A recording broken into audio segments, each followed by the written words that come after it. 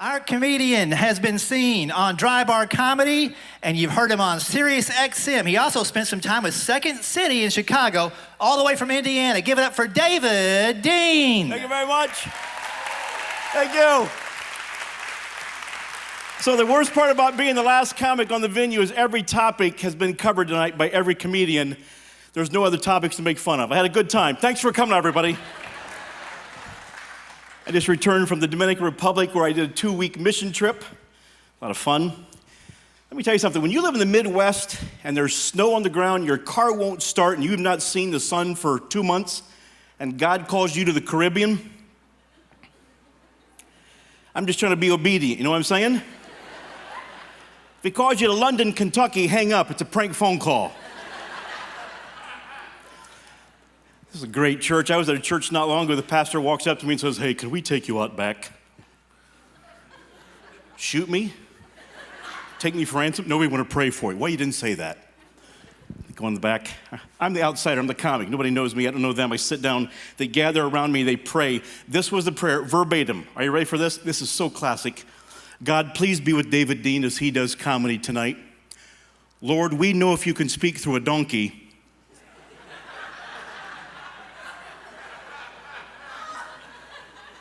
you can speak through David Dean. Amen. I walk out on stage. Hee-haw! I traveled all the way from Huntington, Indiana to be with you tonight. Comedy Mecca. It's a funny town. Don't yell, because you don't know where it's at. No. I'm sorry? Everybody scream out of city right now, please. Yeah, it's a funny town and they don't know it. I listen to what they say. I laugh to myself. I go to another part of the country. I tell those people what my neighbor said. They laugh. I get paid, come home, pay my mortgage, full circle ministry. See how that operates? I'm trying to do for Huntington what Chip and Joanna Gaines did for Waco, make a buck. I love living in a small town, but we also have houses in Tampa and Nashville. Well, that's where our kids have houses, and I'm a co-signer to their loan, so I have liberty to say that. It's a great place to live. Prior to the pandemic, I was 175 pounds. And when I say prior, I mean 1986.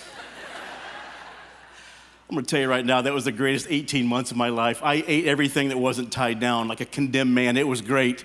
My friends are writing poetry and music. I'm just eating as much as I possibly can. That pandemic didn't do anything for us because we're always a socially awkward country, right? We don't know how to make eye contact and interact with people. And now, you ever watch people like after church when they greet each other? It's like rock, paper, scissors. You don't know the way to greet. You know that?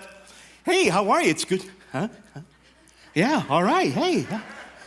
Thanks for coming out today. Okay, yeah. Pastor, good sermon. Very good. Yeah, very good. Yeah. The only good to come out of it is when you get on a plane, if you want the entire row to yourself, walk on and go, I ain't getting no shot. I'm in 14A. Have the whole row to yourself. It's wonderful. I know you can't tell by looking at me, but I have a membership to a gym. Thanks for the support. There's no punchline. I just want you to know I have a membership to a gym. I hate that place. I've been told you have to go in and do something to see results. I just like to drive around with my friends eating bacon double cheeseburgers. I got a membership there. I ain't going in, but I got a membership there. I treat my membership like an iPass. You know when you go through the toll roads, you put it in your car? Do the same thing when I drive past the gym. You can take money out, but I ain't stopping. We'll keep on driving. First thing they want you to do is step on scales. Is there anything more intimidating in the face of the earth than stepping on the scales? You ever step on the scales and scream out, liar? It's my ring. My ring weighs 4 pounds. Yeah. It's my shoes. I'm wearing boots. They're heavy. Whew. Yeah, 6 pounds. And about the time you think you're losing weight, you get out of the shower and see yourself in the mirror. Yeah! Like 2 snowmen fighting. Yeah! I've had producers from the Discovery Channel want to come to my house and film an episode of Naked and Afraid in my bathroom. That's how... Jasper, Indiana loved it. That-a-boy, here you go. Someone's coming forward to accept Jesus. How about... Oh, no, sorry. Sorry.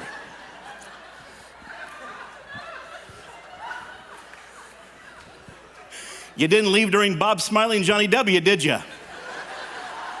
Well, David's up there. I'm just going to go take a slow one. All right. Yeah.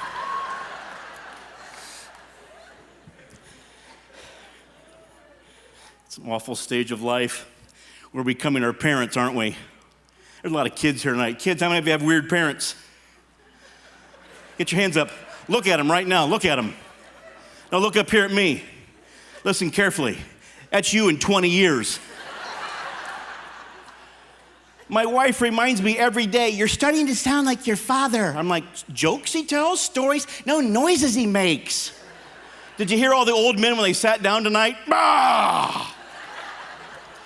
That's my dad every Sunday when he gets up from church. Bah! And old men don't stop until you ask them what's wrong. Ah! Oh! Ah! Oh! Ah! What's wrong? Hammy! I got a hammy. Hammy's tight and I got a wedgie. It's riding up high. I got a wedgie and I got a whammy all through here. It's bad. I'm becoming my dad. I'm in a grocery store. I'm in the lane where you have 7 items or less. My blood sugar is low. I'm hangry. There's a mom in front of me. Her cart is full. She has a 2-year-old who has a demon inside of him. And the demon needs to be exorcised. But the demon wants chocolate. Bubby wants chocolate. And moms, when you get angry, you get amnesia. Timmy, mommy said no. 1, 2. Mommy said no. 1, 2. No. Mommy said no. 1, no. No. Mommy said 1, 2, 1. I took my pouch, I hit the kid in the head. Listen to your mom. I will eat the chocolate and you. Have you ever received a restraining order from a grocery store? I told that story to my dad. He's proud. He's like, that boy. I said, no. I said, Dad, you're a handful. My dad, he wants he and I to get matching tattoos on our stomach. Hebrews 13:5. Never will I leave you nor forsake you. It's always. Anybody else raising free-range parents? You can't control them. They just go where they want, do what they want, say what they want. And they get older, the filter gets less and less. They say dumb things. It's like a coal chute starts here, flies out their head. I don't care, I'm old, doesn't matter. Dad, you shouldn't say that. I can't hear you. Well, I know, but we can. Not long ago, we took our parents to their a lunch at their senior care facility. Well, Cracker Barrel. And same smell, different food. Don't. You'll use it tomorrow at work. My dad gets up louder than life and says to my mom, whew, I think my butt fell asleep. Without missing a beat, she says, I know it did. I heard it snore twice. That's where we're at with my parents. And it's going to happen to you. A lot of teens, a lot of teenagers in the crowd tonight. This is cool. How many of you parents are raising teenage girls? Can I see your hands? Some of you are afraid to raise your hand, aren't you? She's here. We don't want to upset her. We've had a good week with Amber. Let's leave it like that, okay? Why does she hate your guts? Because we're alive. It's bad. It's bad. She's like a kitty cat. She wants to claw her eyeballs out. It's bad. Our kids are up and out of the house. We kicked them out in 4th grade. But when Hannah Banana from Indiana, our daughter, was home, man, it was great. One of the best memories I had with her was when we took her on a mission trip. That was cool. Well, we went shopping for clothes at the mall, but it felt like a mission trip. It cost me a lot of money. I didn't understand the language. I'm the Uber driver. I'm in the car. I can see in the rearview mirror, she's in the back seat with 14 of her best friends. She's doing this number. I can see you say nothing. I'm watching you, don't my friend, don't talk. And I hate myself because I speak fluent teenage girl. I said, I know, but my heart is broken for you. You ever had to borrow your teenage daughter's car? It's awful, isn't it? You sit down, the car seat, there's 14 feathers hanging from the rearview mirror. Bath and Body exploded on the floorboard. I'm driving around. I can feel people staring at me in my peripheral. They're pointing, laughing. I'm feeling really insecure. I get home. There's a bumper sticker on her car that says, Daddy's girl. Just the weirdest. Anybody live with middle school boys? Middle school boys? Oh, it's God's punishment. Hang in there. It's bad. The only way I can describe living with a middle school boy is like driving behind a garbage truck in the middle of summer with your windows down. You're driving down the road and a smell hits you in the back of the throat. What's the matter? Tyler's home. And you can't offend a middle school boy. They don't get it. Hey, buddy, you stink. No, it's not funny. No, Mommy and I, we're puking in our mouth.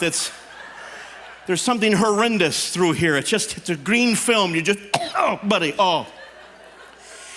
No, it's not funny, please. This area smells like dead raccoon and Axe body spray. It's awful. It's just, we need for you to bathe. With what? 350 PSI and a bottle of bleach. I don't care. You got the Bermuda Triangle of stink. Bink, bink, bonk. Go clean up.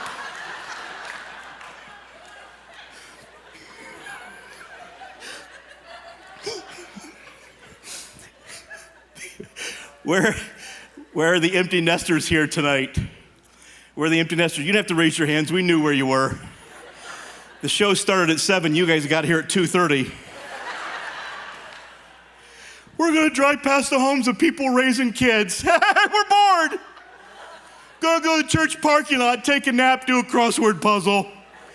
Might go to CVS and get our medicine, take another nap. We don't know. A lot of married couples here tonight. You look great. A lot of families. This is fantastic. Can I ask the men a quick question? Men, how many of you married above yourself?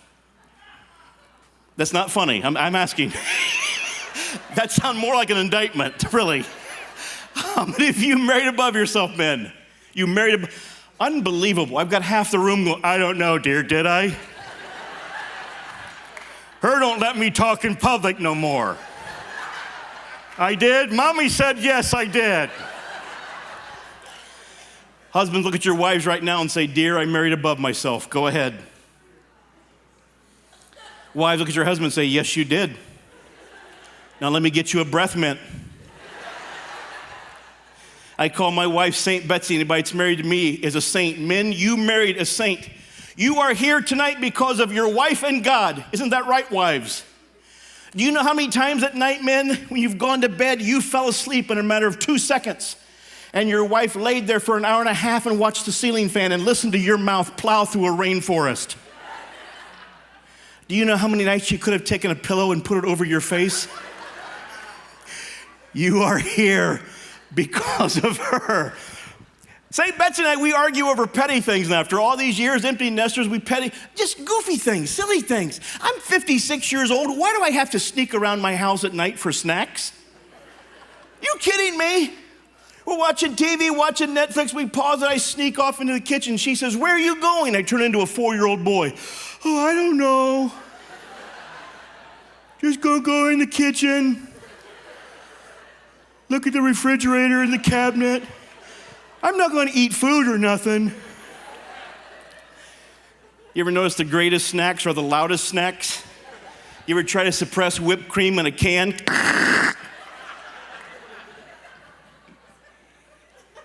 She won't hear this one. I'm going for the pork rinds. We play a game in our house called Old What's His Face. Any couples ever play that? You see a name, you hear a name, you're reading credits, you're reading a book. You know, I have that name, Tim, Timmy, Tim, Tom. We were in a Bible study with Tim and Linda. Tim, Lonnie and Linda, Jerry and Jenny, Timmy, Mark, Ed, Robbie and Mary, Jenny, this goes back and forth for an hour. Lisa, Lonnie, they had 3 children, 2 children, three, oh, homely, ugly children. Yeah, terrible. So here's how the game resolves. The person that guesses the name, the other person has to do dishes for a week. The problem is the name hits you at the most inopportune times. 4 days later in the middle of a board meeting, Larry Hutton! His name was Larry Hutton. Crazy things happen all the time. You have to giggle. You have to laugh. Turned 56 this year. Anybody else half dead? Can't raise your arms, can you? Just go ahead and nod and wipe the drool. Where's the under 30 crowd? Let me see the under 30 crowd. Where are you at? Under 30, young people. There you are. I love you and hate you all at the same time. Because you can raise your arm up and down real fast, can't you? No pain. Yeah. Yeah. You can run up and down stairs and not be winded. Aren't you proud of yourself? I'm just kind of giving you what to expect when you're ready to die, all right? The wheels are going to fall off soon. Those of you over 70, just keep on sleeping. You'll be home for the Matlock Marathon. But those under 30, you can read fine print.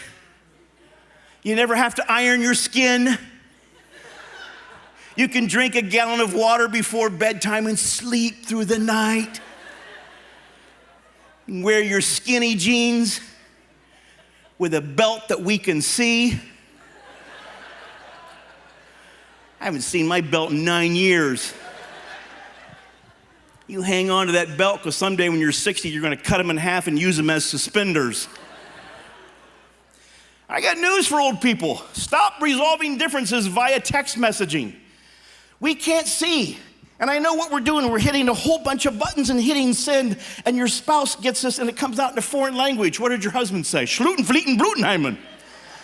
My wife sent me a text not long ago that says, what does IDK mean? Thought she'd be a little quicker than London. Sorry about that. I responded, I don't know. She fired back, fine, I'll ask somebody else. These are things that happen as you get older. I talk to people for a living. You put me in the drive-thru of a fast food restaurant, I get stage fright. Everybody's giving me their menu, order. I've got it up here. I pull up, can I take your order, please? Yeah. 2 ham fry. Cup, but with some pot, drink, cheese, meat with cheese. Can I pull around and give you a hug? I used to love Best Buy. Now it's the most intimidating place on the face of the earth. I know Amish more comfortable in Best Buy than me. I walk in, the dude walks up, can I help you? I'm like, yeah, I'm trying to fit in, be cool. I'm looking for your latest pagers. You guys got any fax machines and stuff? He puts something on my head called noise-canceling headphones, and he starts talking. I can't hear him. I'm in a crowded restaurant, crowded store doing, What? Listen, dude, your noise-canceling headphones. Let me tell you, at 56, noise-canceling headphones are counterproductive. If you're in the air on a plane with 40 other people and a noise comes out of your body, you want to be the first to realize that may have been me. You don't want entire first class to do this number. What was that? Was it me? I had Panda Express for dinner. Did that come from the north or the south? I got Civil War in here. If you're asking words to songs, what does that song mean? What are they singing? What language is that? You're getting old. Stop. I'm in my car not long ago, hear a song on the radio. I can't feel my face when I'm with you. And I love it. And I love it. At my age, it's called a stroke. I love you.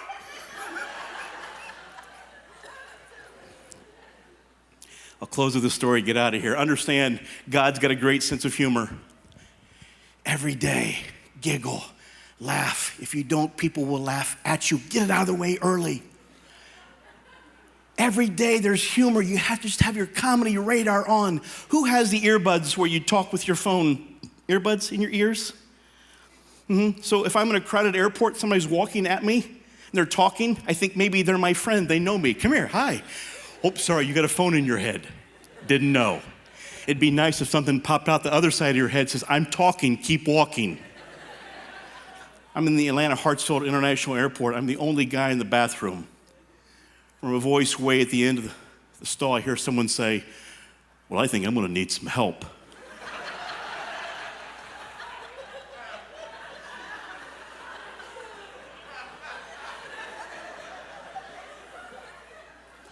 He said that again. I do. I think I'm gonna need some help.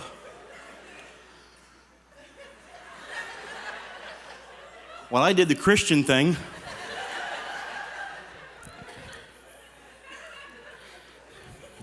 Slit in the door. Some shoes down there. Pair of breeches down by his ankles.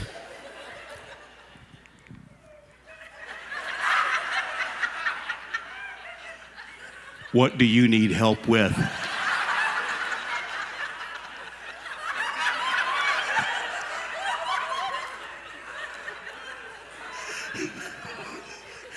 He says, I need for you to back up. Are you on the Bluetooth and the toilet? Back up. I had a good time. I'm David D. Thanks for coming out. Hope you enjoyed yourself. This is a lot of fun. Thank you.